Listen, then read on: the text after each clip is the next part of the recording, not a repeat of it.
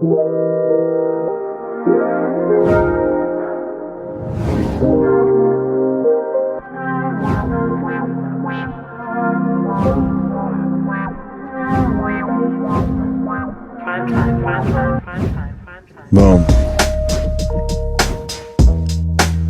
We are here. If you're listening, rate and subscribe and share. We want to connect with you. If you're listening, watch on YouTube, Big Mood TV. If you see it on Instagram, share it on Instagram, save it on Instagram, comment, like, all that. Eric_Big Mood Coach. For coaching, transformational mentorship, bigmoodcoach.com. For fitness and healthy lifestyle coaching, bigmoodcoach.com. For consulting on podcasting, reach out Eric Rias at bigmoodcoach.com. You can email me, and Matt and I will help you develop your podcast. So many people ask us or ask me how to do it, and Matt is a master. Matt is a master. He is this podcast. I just come on here and run my fucking mouth. So thank you, Matt. I love you. We're going to play some vibes today. Today's a very special day, and not special in a good way. Oh, first, let me do some shout outs really quick. Let me pull my notes up. Shout out to Rising from Ashes for this jewelry she made and sent me. And shout out to Enchanted Strands, who made this for me, which I wear all the time. And it is a staple in my spiritual practice. It reminds me to put love first, and it reminds me to put spirituality first. I'm not big into crystals. But I'm big into a spiritual life. And if energy outside of myself has gone into creating something that will connect others, I support it. So Rising from Ashes, that's what's her name? Fuck, I forgot her name. But she is Jalen Harris, the one who what's it called? What's his company called? Crowned with Excellence is his wife. So check them out. Rising from Ashes again, and Enchanted Strands. I love their mala beads. After this week, I'm going to go get some more, because this week is a very big week for me. This weekend was a very big weekend for me, not because of good things. I am getting divorced or separated. I'm just going to jump out and say it, because I can do this podcast and I can pretend that everything's fine and da. But a lot of this, I was in that podcast with Yuri Almonte. We talked about what inspires us to be creative. And my life inspires me to create. And I'm going to just speak openly about my relationship and about the process that I'm going through. Then I have a whole litany of other things to talk about. But the fact of the matter is, my partner and I met when I was 25, she was 21, very young. She already had a son. I did not know how to raise a son, so I did the best I could. Didn't do that great. But she and I, she got pregnant shortly after she and I meeting each other. I had mental health struggles. I was in the midst of my hardest part of my mental health, the hardest part of my recovery, in the early stages of our relationship. Hospital visits, outpatient treatment, medication changes, sex addiction, trauma, a lot of trauma on her behalf, a lot of trauma that she experienced with me. And in around 2018, because it was 2 years of that, 2016 and 2018, we decided to try to reconcile. Part of that reconciliation was a full disclosure of all my indiscretions, which was harmful. It hurt her. Could you imagine telling the person you cheated on, everybody you cheated on her with? And I did that, and there was a lot of contention in the house, and it improved. It improved, but resentment is the number one offender. Resentment seeps through the creases of life, right, Matt?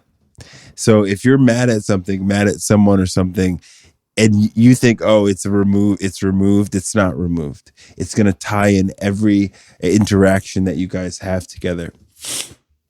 So this weekend, she just came to a point where she said, I can't do this anymore. So I was dumped. She did not dump me. I think I vacillate. I've been vacillating. I'm not a crier, but I've done some weeping. This weekend, and I did some crying this morning twice. But then there's a level of acceptance and understanding that there's pros and cons to this. Like I was living back and forth. Now I get to reside in San Diego. You know, my son gets to reside in San Diego at least part time, and I believe he's going to have a quote unquote better life here. I think that diversity, cultural diversity, you know, just a beautiful. San Diego is a beautiful city to grow up in. And he will spend a lot of his time growing up here, and a lot of his whole life growing up here, because this is where I'm staying. So it's not like, oh, I moved out of the desert to San Diego. He's coming here, and he's an established life here. I have an established life here. I have friends. I have a community, and he's going to be integrated into friendships and community here. You know, of course, there's going to be challenges in the custody thing and the child support thing. That's the thing. That's the thing, you know, and that's the thing we sign up for as adults. And I say this, adult life is fully in session. We are not fucking around. I live a full adult life. This is what I signed up for. And you know what? I'm grateful I get to live this fully adult life, because I didn't, as the stories proclaim, I didn't have an opportunity to do this before I got sober. And now look at my life now. I get to do this cool podcast. I get to raise children. I get to pay child support. I have the means to pay child support. I have, you know, my life is good. My life is good. So I'm not going to say what transpired and like what happened, but moral of the story is she's done. I respect that she's done. Do I necessarily, it's an ego blow that she's done. But let's talk about the solution, right? So typical, and we're going to get into masculinity a lot over the next 2 weeks. So I just want to prepare you for that. Weeks are coming up on masculinity. We have Xtina coming in, Jogo Left coming in to talk about masculinity and divine masculine and masculinity in a healthy manner in her life. And in relation to that, and I'm reading this book, Masculinity and the Masculine Relationships, which is so riveting. It has showed me just how emasculated I was in that relationship. When you are the perpetrator, quote unquote, the perpetrator, you're then doing everything you can to absolve yourself, right? That is not a masculine role. That is begging for I'm begging for permission to have sex. I'm begging for permission to paint the room this color. I'm begging for permission to do this. You know what I mean? And you know, not saying that you shouldn't ask for permission in a relationship, but there's a healthy masculinity where we lead with our masculine. That's what I'm learning. And I was not a masculine leader. And I went from toxic masculinity to emasculated in that relationship. And that's not attractive for her. You know, she wants a man who's going to lead the home, you know, and I'm not that guy. And I could blame myself, but I just wasn't that in that space. And my response to this whole thing is to become a healthily masculine man. And we did a whole podcast on masculinity, and my job is to become a healthy masculine man.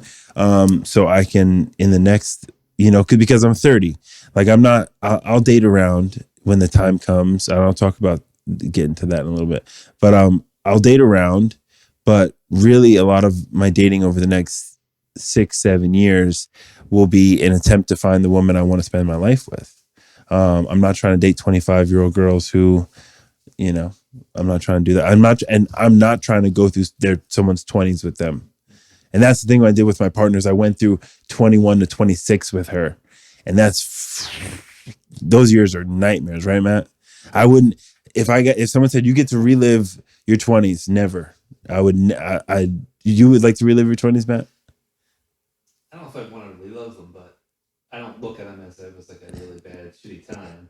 I looked at it as it was a growing time. I think we can say a general consensus. And here's my theory on your 20s: you're fucking people you shouldn't, working jobs you shouldn't, trying to find identities that work and some that don't work. You're figuring out who you are. Your teenage years, you are who your friends are. You are who your parents are. You are who your school says to be.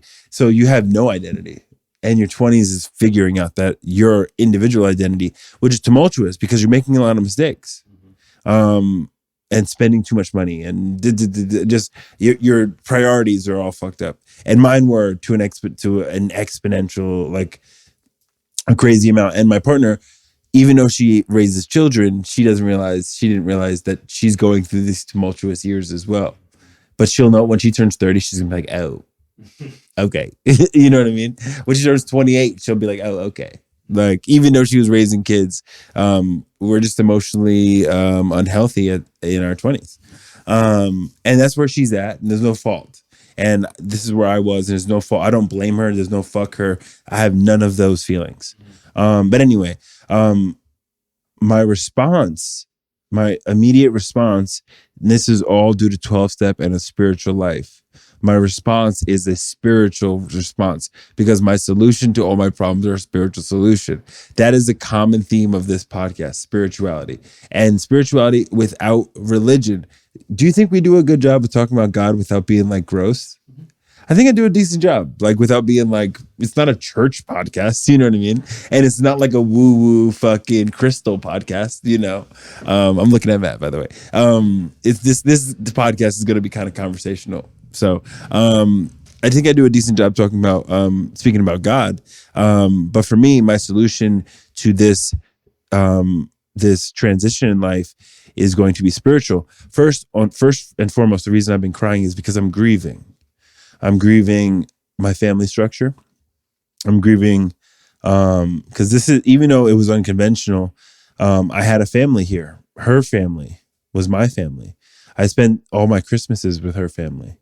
Now I'll be taking my son, for like Easter to to New York, which I'm excited about. I'm excited to go back to New York and not have to bring my whole family, and to just be able to fly back with my son.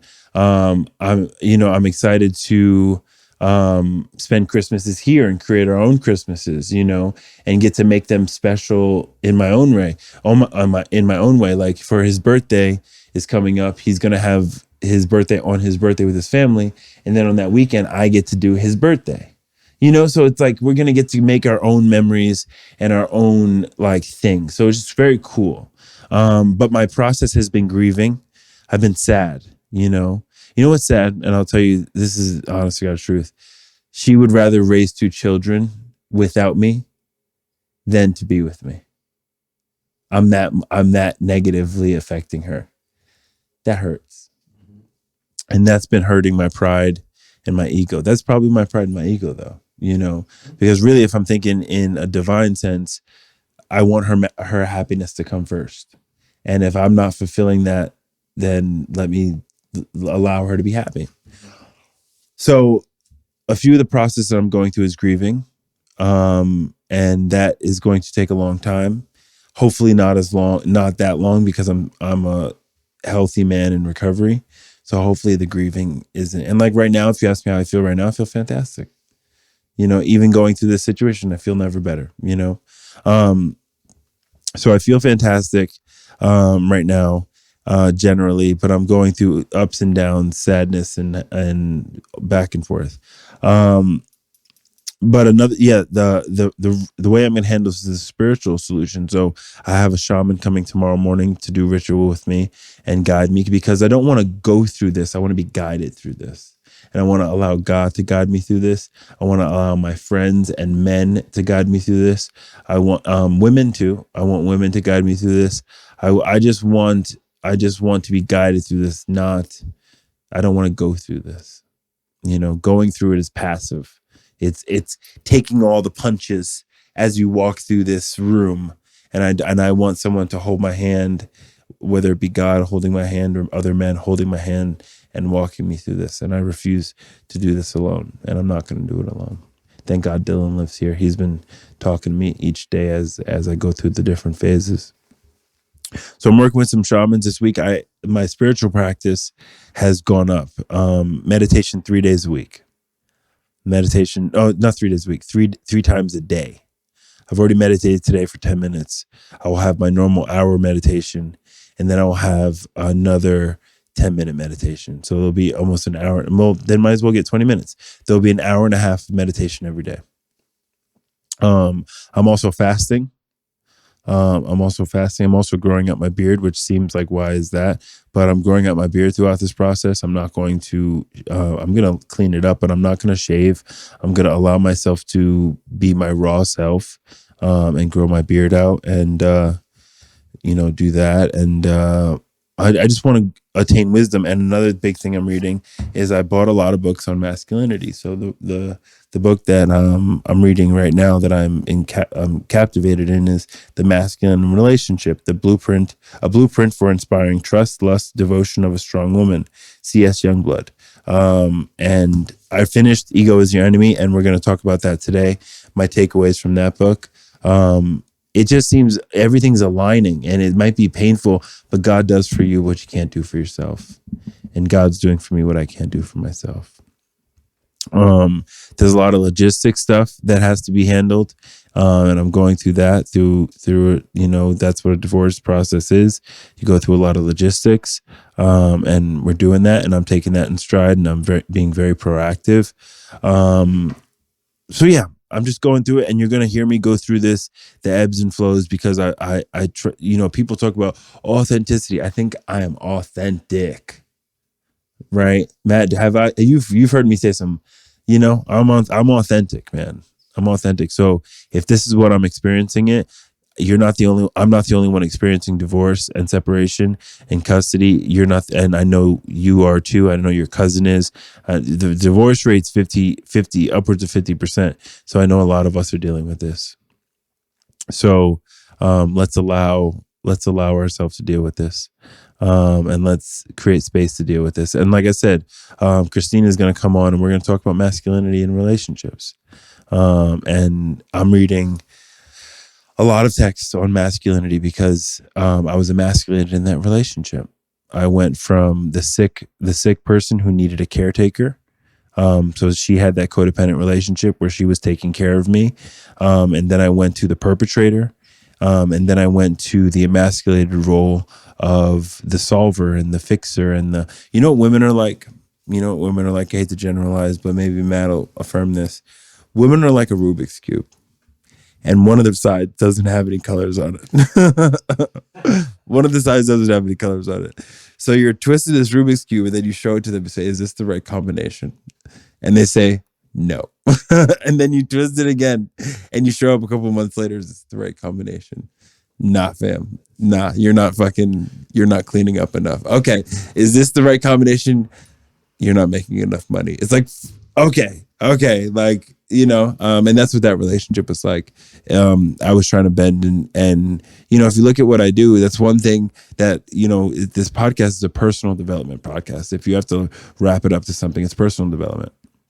And for me, what qualifies me to do this podcast, because I feel like a lot of people are podcasting with zero qualification, what qualifies me to do this podcast is that, first of all, I dedicate my work to personal development. So I work in that space. So it's my professional expertise. That's one. Recovery is my life. So that's personal development. I'm a fitness background. That's personal development. Teaches you, if you just keep going, do the right thing, you change. I do leadership workshops. I do spiritual workshops. I work with shamans. I work with healers. I work with, I've been in therapy for 15 years. Couples therapy for the last 5, and individual therapy since I was 15 years old. I take medication. I do mental health advocacy. But personal development is my life. That's why I say, if you want transformational mentorship, come to me, because I'm not speaking of some like woo-woo crystal lady who says they're a coach now. You're talking about someone who's done the work, been in the trenches. And that doesn't demean someone's ability to be a coach. You can provide value, but that's the thing that sets me apart, is that I've been through the trenches. So that's enough. That's what's going on with me. And we're going to hear plenty about it. I'm not going to harp on the negative, because that's not the way I live my life. But what I'm going to discuss are my solutions and where I'm at currently in each phase each week. This week is the hardest week because it just happened the day before Valentine's Day. But and I made a mistake of calling her on Valentine's Day and got a terrible response and like had to like cry myself to sleep. I shouldn't have called. Because you call hoping that there's like, I love you too. And it's just not there. She just doesn't love me anymore. She's not in love with me anymore. And that's when a woman is done, there's a specific cold. I think every man has experienced that. When a woman is done, it is done. There's a point where she can waver, but she's at the point where she's not wavering. Anyway, but let's talk. The first thing I wrote in here is, what is my role in the world? Similar question to what is my purpose, right? Similar question. And what is my purpose? That's a conversation. I know coaches say, let's find your purpose. Finding your purpose is something you do at night when you put your head down. What can you do for free? What would you do every day for free if money wasn't a problem? What keeps you excited? What gets you fired up? This podcast, Matt knows I come in here ready to fucking go, hard dick, ready to rock. This keeps me excited, whether anybody's listening or not. And people are listening. And last year we were heard in 7 countries. So people are listening. But if motherfuckers weren't listening, if no one sees this, I'm still excited to do it because I love doing it. The work that I do. Anyway, I'm not going to talk about mine. But what keeps you excited? What keeps you up at night? Your passion wise. What would you do for free? What would you want to share with others? If people were receptive, what would you want to share with others? Those gifts. But that's a conversation you have at bed before you go to sleep at night. But I feel like, I'm very lucky. I did this visualization meditation, and we had to go through this forest, blah, blah, blah. The whole fucking visual. I hate visualization meditation. And this wise man comes out, and you ask him a question. You say, and I asked him, what is my purpose? And his response to me is that you're living it. You are living your purpose. And I'm very lucky to be doing that. I don't wake up bummed to do anything that I do. I wake up and this is all mine. This is all mine. Everything I do is mine. Every transaction that goes into my bank account goes into my bank account. Every tax that I pay is my taxes that I pay. That it's all mine. Whether I'm broke or not, it's mine. And I get to collaborate with beautiful people, and I get to build and ascend with Matt. I get to build and ascend with Mike Dunn. I get to build and ascend with Brandy, who runs all my social media. She's the one doing all this pretty shit. That's not me. She runs my whole social media. I have C Squared, who I just partnered with, who's running my whole Facebook. I have a team of people who I get to collaborate with. I have content creators that I get to collaborate with. I got all these healers I get to collaborate with, and people, and like influential people I get to collaborate with every day, every week, all the time. And it's all focused on their dreams and my dreams. So when I asked this wise man what I was, if I was living my purpose, and he said, yes, you're living your purpose. And he gave me, and he gave me a gift. And in that gift, this is going to sound so corny. In that gift, some people got a key.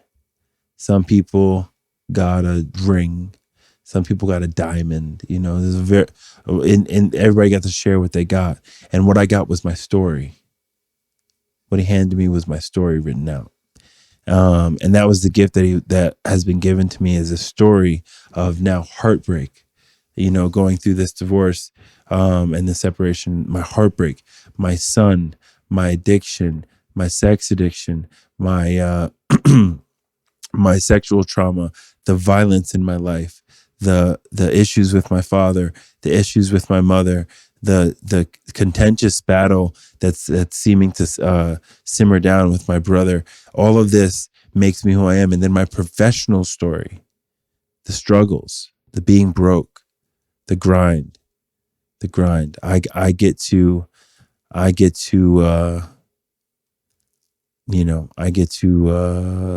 use that pain in a purpose. So that was the gift I was given, was this story. So when people ask me how I feel, I say never better. That's from a fucking 2 Chainz. So, bitches ask me how I feel. I say never better, and that's like what I say these days because I've never been better. Even going through what I'm going through, I'm never better. But like, if I wrap up, what am I? And I was thinking about this earlier this weekend. First and foremost, I'm a mental health advocate. If you hear anything on this podcast, hear me speak about mental health and that we do recover. And I don't like to speak about it too much because I don't want it to be a mental health podcast. I want it to be lifestyle. I want it to be personal development. So I try to bounce around from personal development topic to personal development topic, in order to have a well-rounded podcast. But I'm a mental health advocate. I'm doing that work right now. I'm in depth with that work right now. And it is, so rewarding. What else am I? I'm a proponent of healthy masculinity and sex addiction advocate as well. We're going to explore, like I said, we're going to explore masculinity to in length this month. This is the month of love. The last 2 weeks of this month, this is Valentine's Day. But I think there's no healthy relationship without healthy masculinity. And then we're going to talk about, and then sex addiction advocate. I am for all the millions of men and women, men particularly, who are struggling with sex addiction. I'll say it because you don't want to say it. I know you don't want to say it. I know you don't want to say that rape porn that you're watching and that you have to shut the computer down, when you finish masturbating. I know you're watching that and it's okay. And you can get well when you're ready. I know that ancestral porn, that trans porn, that you pushed yourself to the threshold of your values. And I know you're watching that, and I know you're sexually acting out. I know you're having sex with women and ghosting them. I know you're having sex with prostitutes. I know you're like me, cheating in relationships. And I'll say it on here because I'm an advocate and I choose to put my life out there so you can know that we're recovering. So I'm a proponent of healthy masculinity, and sex addiction advocate. And my life has been forever altered by my mental health, and it's been a battle, as well as my sex addiction. But I want to speak loudly. I'm here for you. I want you to know you're not alone. Not alone. None of you are alone. The men going through divorce or separation or that breakup, you're not alone. And I told Dylan, I told Dylan, and I said in the room of 12-step, I'm going to go through this with grace and dignity. I'm not going to say, fuck that bitch, that she don't deserve this, she don't deserve that, fuck her. None of that. That's not, that's out of conscious congruency. I meditate in order to get connected to God. Getting connected to God is getting connected to love.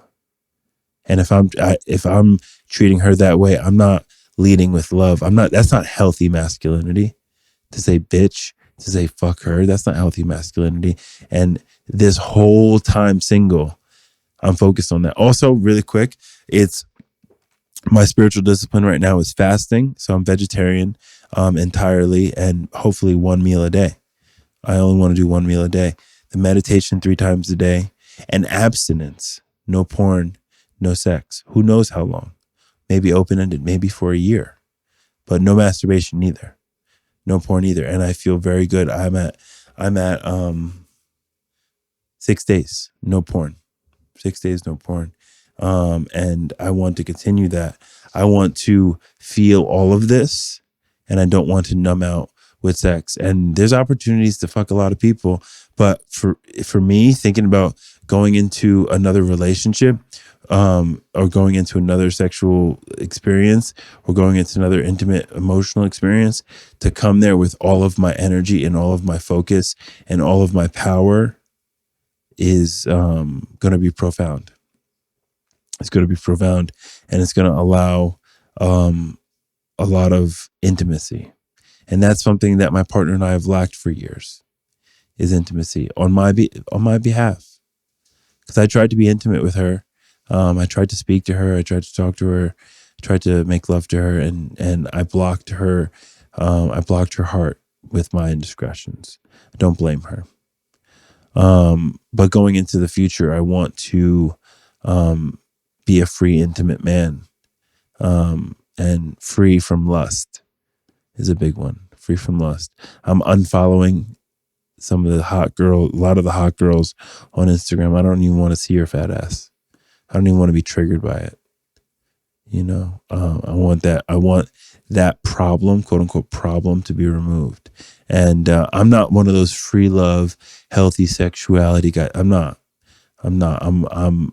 If you based on my history, I'm a serial monogamist. But let's talk about something a little callback from a few weeks ago.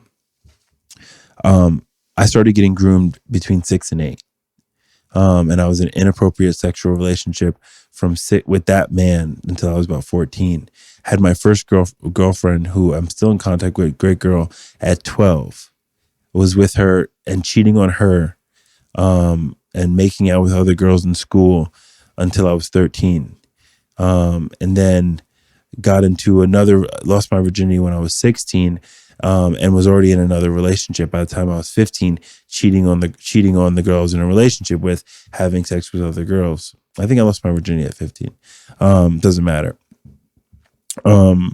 But having sex with, cheating this whole time, and in a long-term relationship from 15 to 18, then another relationship from 19 to 23, and then another relationship from 23 to 25, then another relationship from 25 to 30. I've never been alone. Who am I? Who am I alone, Matt? I don't know. And I get to find that out. And I get to find out what healthy masculinity looks like for Eric as a individual and a father. God does for us what we can't do for ourselves. I would have never had this opportunity if me and my partner and my ex got married. I would have never known. I would have never gotten a chance to get to know myself in this regard. So as much pain and grief as there is, this is the best thing for me. It's like, and this goes another callback. Life is not happening to you. It's happening for you. And this is happening for me. And I'm saying this right now, and then I'm going to cry later because that's what I'm experiencing. And even, thinking about me building a healthy sexual relationship with somebody, it makes me think about her building a healthy sexual relationship with somebody. And that hurts. Guys are very possessive like that, where like, I listen to a lot of podcasts, and women can deal with a guy sleeping. Like, not generally, a woman can say, okay, like, he just slept with that girl. But a guy, when a girl sleeps with another guy, someone else, a guy is like, fuck this. So the idea of her fucking some other dude in our shared bed with my son in the other room, or with my son here in San Diego, and she's got some other guy in the house drinking beers because she drinking beers and fucking some other dude, that hurts. So, and that hurts even to think about right now. It makes me emotional. But my response is through spirituality. But anyway, that's enough of that. How long was that? 15? 35. Oh, 35. Fuck. Okay, so we're gonna fly through the Ego is the Enemy, because I finished it. So the last, we're just gonna go through talking points. One thing that he spoke about was the disease of me, the disease of the I. And I was talking about this yesterday, speaking about meditation. And when I get into the void, if you meditate, or if you want to learn about meditation, you can find yourself in this void space where it's open. It's like you're in the universe. And in that universe, that's where I've been able to remove the idea of me from myself and like who I think I am. So he talks about the disease of me. And there's a Neil deGrasse Tyson quote. I know I'm small, but I also know that I'm big. I'm big because I'm connected to the universe. The universe is absolutely a part of me, and the universe is connected to me. We just can't forget which is bigger and which has been here longer. It's bars, So this identity with me is understanding, like, Yes, I am Eric. I am Eric, flowing through the universe. I'm Eric flowing through in and out of different states of consciousness. I'm flowing through in and out of different stages of development. And I'm big, and I do things that are big, and I have a presence that is big. Like I said, I'm connected to the world around me, but also I'm insignificant. I'm nobody. And when you get in that void in the meditation, you realize I'm nobody. I'm just an idea. I'm just an idea of who I am. Wearing these crystals, wearing these Air Maxes with blonde hair. This is my avatar. This is my avatar. And through meditation, I'm able to separate myself from this avatar and go into a deeper place.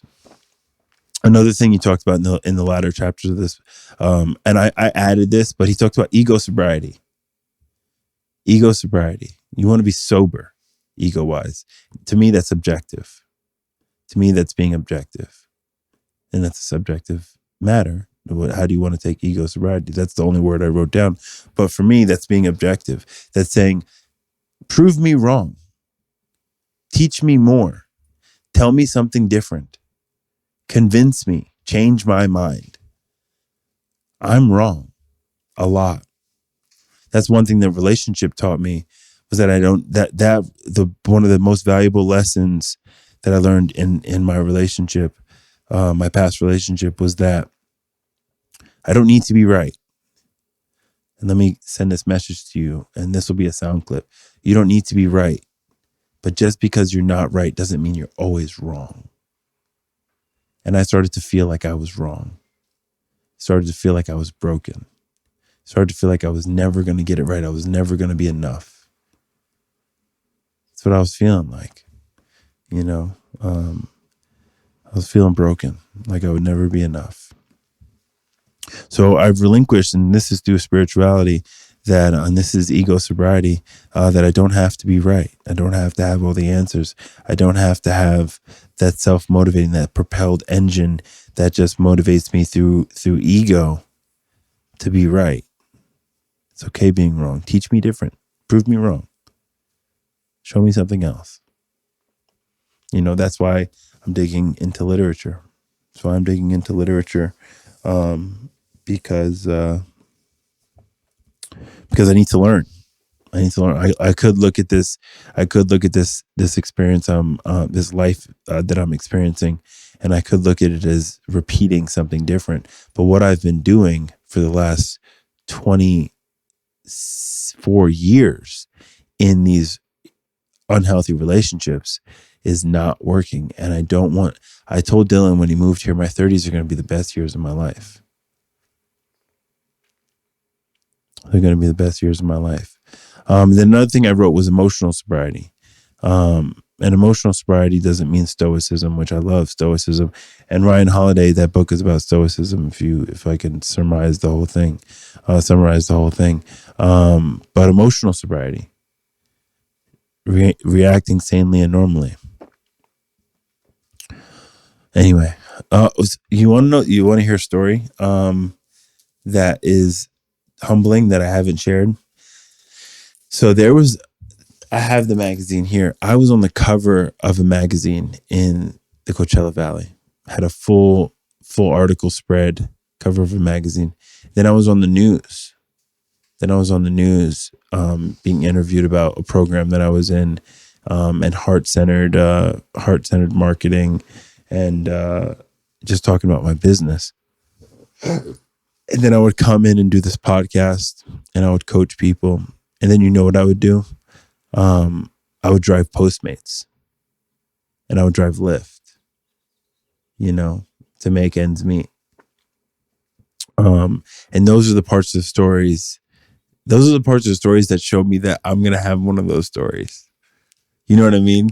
I'm going to have one of those stories where people will say, like, there's that duality of like humbling myself to make money any way I can. And then, having some sense of notoriety, having listeners on a podcast, but then driving Lyft to make ends meet. What do you do to follow your dreams? Next topic, next little point. Make it so you don't have to fake it. You hear people say, make it so you fake it. No, do the fucking work. Do the fucking work. In spirituality, some people say fake it so you make it. No, meditate. You can start meditating today. That's very callous, right? Start meditating today. Stop fucking talking about, I can't get it. Fuck you. You can get it. Just put some lo-fi on and just fucking cruise. I forgot to play the lo-fi again. It's okay. I wrote Be a Student, Change Your Mind, but I think we talked about that. We're going to wrap up soon. I have a few more points. There's a quote here. The amateur is defensive. The professional finds learning in every occasion. Even being shown up is enjoyable. Do you like being challenged, humbled, engaged in education, and as in an ongoing process? And me, apply this to myself. In this next phase of development, study. Like for me, studying masculinity right now. That's what I'm studying. I'm studying. I ordered another book about love, and it's about masculine love from a woman's perspective. And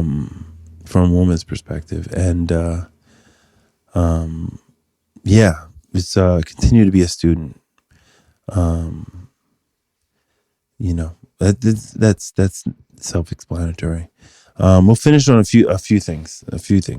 There's no need to be better than. There's no need to be better than anybody. I'm a man amongst men. I am one amongst many. I'm not special. I don't need to be better than, but I need to be better than yesterday. And that's what I've learned from this relationship is I just need to be better next time. And that better takes footwork. And there's a cool Greek word. Let me see if I can pronounce it. Euthymia is one word that people should think often. It is the center of our own path and how to stay on it without getting distracted by all the others that intersect it. In other words, not to be beating the other guy. It's not about having more than others. It's about being what you are and being as good as possible hold on, stop. I'm sorry. It is about being who you are and what you are and being as good as possible at it without coming to all things that drew you away from it. It's purpose. It's being exactly who you are. That's another thing in my relationship is she wasn't being who she was and I wasn't being who I was. We were trying to morph ourselves into doing that Rubik's Cube, what combination of Eric would be right, it's not happening to me. Last quote, the complete and utter sense of certainty that you got here can become a liability. Certainty can become a liability. If you're not careful, the demands and dreams you had of a better life, the ambitions that fueled your effort, these are being as earnest for dries left unchecked, become hubris and entitlement. Last thing, and we'll finish here. Don't be married to being right. Don't be married to certainty. Don't be married to an outcome. Be married to growth. Be married to transformation. Be married to development. Be married to who you can be, not who you are. So yeah, I'm sorry. I don't read very well. When I got into AA, I couldn't read at all. So I'm sorry if I was clumsy reading those things. It's really challenging for me. But we're going to wrap up here. That was 45, 42? 46. Beautiful. We got this shit down. Yeah, we're going to wrap it up here. But you're going to hear me explore my way through this situation because I'm not the only one. You're not the only one struggling with your mental health. I heard a story last night that was my own story. A girl my age going through my story. You're not the only one going through your divorce. You're not the only one struggling with sex addiction. You're not the only one, battling. We're all battling. This is a hope podcast. Personal development hope podcast. We talk about God because I say God because I'm lazy. But I understand that I'm part of the universe. But understanding you're part of the universe also keeps you right-sized. Keeps you right-sized. And I have to remain right-sized. So yeah. So if you're listening, rate and subscribe. If you're listening, watch it. Big Mood TV, share that. Want to grow that page. We have a whole built out YouTube channel that a lot of people just don't know about. It's aesthetically pleasing. Matt does a lot of work on the back end to upload those videos. We have a full, you may not have seen, we have a full set here. We record a professional product. And quality has been important to us from the very beginning. So we're going to keep, there's that guru. The sound may be elevated. The style may be elevated, but it's still guru and premiere. You know what I mean? Like, it's like we're doing the same thing, but the quality and the sound and all of it goes into this podcast. And Hearts Over Everything, we provide a quality content. And we're doing something different. We're doing something different. We're doing something different here. I listen to other podcasts and they're not doing what we're doing. They're not doing what we're doing. And, especially in the African American community, especially in the recovery community, we're just doing something different. So yeah, if you're listening, go watch the podcast on YouTube. You can watch it on your TV. You can watch it on your iPhone. You can watch it on your Android if you're one of those sinners. You can hear us everywhere. Go to Eric_Big Mood Coach and follow me there. You'll see all the clips cut from these podcasts on IGTV. There's clips every Tuesday. There's hella clips that drop on my story and on my feed. And IGTV clips. Every Friday, there's clips on my story. There's clips on my IGTV with our guests. And go to bigmoodcoach.com and look into transformational mentorship. I want to get you from where you are to where you want to be, where you deserve to be, and I've continued to take my life from where I was to where I deserve to be, and I continue to keep going. That process is a living process. It's not a stagnant process. So we're going to wrap up there. Thank you. Thank you for giving me the space to go through life. We're out of here.